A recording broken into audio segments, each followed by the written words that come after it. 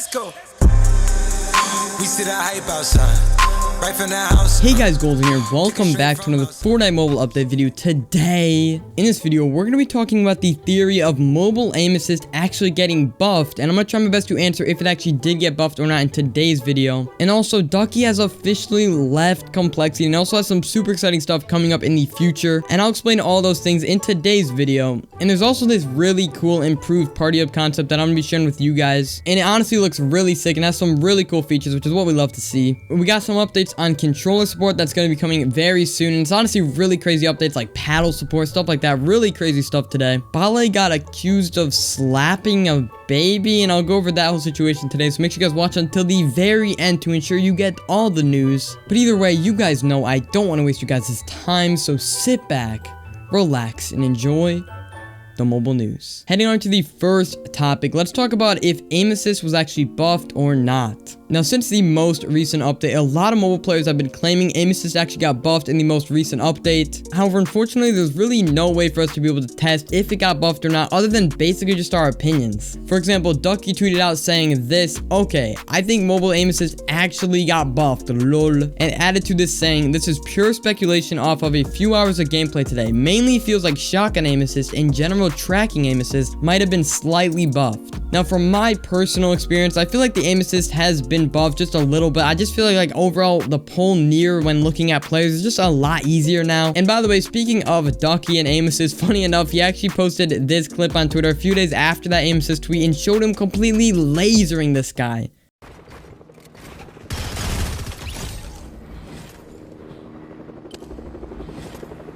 Oh my god, I've literally never seen someone get lasered that hard ever on mobile. So I really don't know if mobile aim assist unfortunately did get buffed or not, sadly. So I'm just gonna kind of need you guys to help me out, letting me know down below if you guys do think it got buffed or not. Again, I personally do think so, so let me know your thoughts down below. Again, who really knows? It could have not been buffed at all, but hey, I don't know. Some people are just claiming it got buffed. Anyways, so heading on to the next topic, I want to share with you guys this really cool Party Hub Revamp concept. Now, for those of you who don't know what the Party Hub is, it's basically like that section of Fortnite Mobile that you get right when you load up Fortnite Mobile. And I feel like this section could use a lot of improvements, and someone actually did make a concept showcasing some of these really cool improvements. So I want to quickly roll that for you guys, and I'll explain everything he thinks we should be getting after I play the clip. But huge shouts out to Scorp for the concept.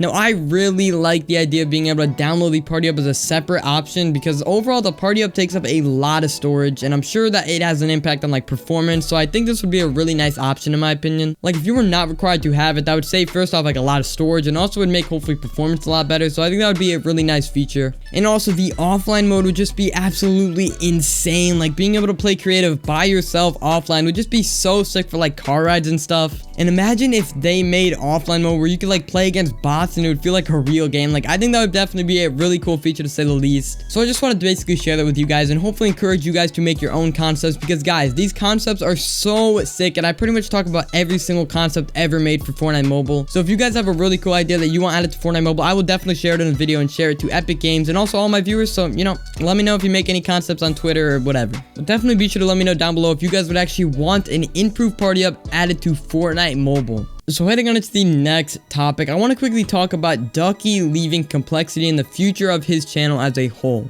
As you guys know, Ducky has been in Complexity for a really long time now, like around a year or so now, but recently he actually did move out of the Complexity house in Texas and move back to North Carolina. And that of course can make it really hard to make content and like overall just do stuff for a team if you're no longer of course living with them. So he announced yesterday that he was actually going to be leaving Complexity with this tweet saying "left at Complexity," and he attached this link where he basically explained explain the entire situation. And I'm not gonna read the entire thing. Instead, I'll just basically play some of the things he said, explaining it in his video. And if you guys do want to watch the entire video explaining it, I will definitely link down below, so definitely go check it out. I really want to double down on my content this year moving forward, and that is sort of why I moved to this new apartment in North Carolina. And as well, I'm actually planning on bringing back something really OG to the channel, and that is YouTube streaming. So I'm planning in probably a week or two to do my first live stream back on YouTube. And then also, guys, something I've been wanting to do for such a long time, pretty much ever since I've been doing YouTube full time, is to have a merch line.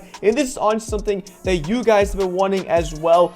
So I'm currently in the works of getting a merch drop coming out for you guys, a limited merch drop, hopefully within the next like 2 to 3 months. I know it's not in the next 2 to 3 weeks, so I want to let things calm down. I want to really settle here in North Carolina, make some awesome content for you, really focus on my brand and my content that I make for you guys before heading out and potentially joining another organization. So as you guys can see, it looks like he actually has some really exciting stuff in the works, which is going to be super awesome to see. And he even explained how he's actually going to be streaming on his main channel around 2 times a week, which is going to be super fun to watch, kind of like the OG days back when Ducky used to stream on YouTube. And he actually did stream yesterday, so it looks like he's actually going to be transitioning into this whole thing. And by the way, guys, I would also stream on this channel, but YouTube suspended me from streaming. Like, I don't know what I did. I just randomly got suspended from streaming, but hopefully it'll be back in like 90 days. I don't know what I did. But for now, if you guys do want to watch my streams, go to my Twitch at twitch.tv/goldenfnm. I promise it is a good time there. We have fun. I hang out with chat. I stream like, I don't know, once every other day, sometimes every 2 days. I don't know, whenever I can. But anyways, continuing the topic, it looks like Ducky's also going to be releasing merch. So overall, I think we got some super exciting things to look forward for the future with Ducky. And luckily though, Complexity was very professional about the whole split and tweeted out saying, "Today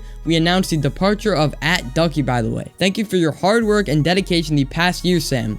We wish you the best moving forward. Stay goated, gamer." Honestly, really nice to see a mutual split between Ducky and Complexity. But anyways, speaking of people leaving orgs, Balle has officially also left his team E11. Now, you guys likely remember, he joined E11 about 2 months ago. However, they must have signed him under a 2-month contract, which means it just expired now. And he tweeted this out saying, "I would like to thank @E11 Gaming for my time with them. And as the chapter draws to an end, I would like to announce my free agency." And he attached this image basically showcasing all of his earnings and whatnot. And E11 also handled this situation professional as well, tweeting this saying, "Thank you @BalleFN." Attaching this link where they said, "Balle signed with 11 Gaming as our first ever mobile player. He's a key figure in the mobile community and has helped introduce us to another facet of an ever expanding Fortnite fan base. We believe that Balle will continue to push the envelope for mobile players, and we wish him nothing but success in his future career." And they even linked all of Balle's socials, which is honestly just super nice for a team to do. But on the topic of Balle, yesterday or so, he was in this massive situation with people accusing him of slapping a baby on stream. Like, I know that sounds super crazy, and I'll quickly roll that clip for you guys. Alright, boys, I can. Nice. My gun just. Alright, stream anybody. Okay, so I'm not gonna lie, right when I first heard this, it actually sounded like a baby crying, and I thought Balle actually did slap a baby. However, to clarify, that was just Balle crying right after he slapped his knee. The timing was just super unlucky for Balle. But he actually started getting tons of hate on Twitter. And he tweeted out saying, "Did I almost get canceled for being squeaky? Crazy." And people started recreating it with Mude tweeting out this saying, "Cancel Mude maybe? Roll it." So it just kind of became a meme in the community. So honestly, to me, it was just plain funny, but I think it was clear that Balle did not slap a baby or anyone for that matter. And for those who know Balle, you guys would know he would never slap anyone. That was basically just him making a crying noise after he died, which is kind of understandable. You can rage sometimes or cry sometimes, I guess. But hey, with that out of the way, heading on to the next topic, let's talk about controller support improvements. Now, as you guys know, controller support has been out for a super long time now, but there unfortunately still are a lot of bugs and things Epic could still add to it, like vibration, support for paddles, etc. And luckily, it looks like we will actually be seeing these features hopefully coming soon. As most of you probably remember from the last video, Apple actually announced a lot of different things like iOS 14 and like different things like that. But anyways, they also actually confirmed some really cool controller improvements coming soon, and I'll quickly let Apple explain it for you guys since they already made a video basically doing everything and explaining everything coming to controllers hopefully soon. My name is James Kelly, and I'm a member of the Game Technologies Engineering team at Apple. In this video, we'll be talking about new game controller features and changes coming to our platforms this year, and we'll give some advice on how you can best adopt these new changes.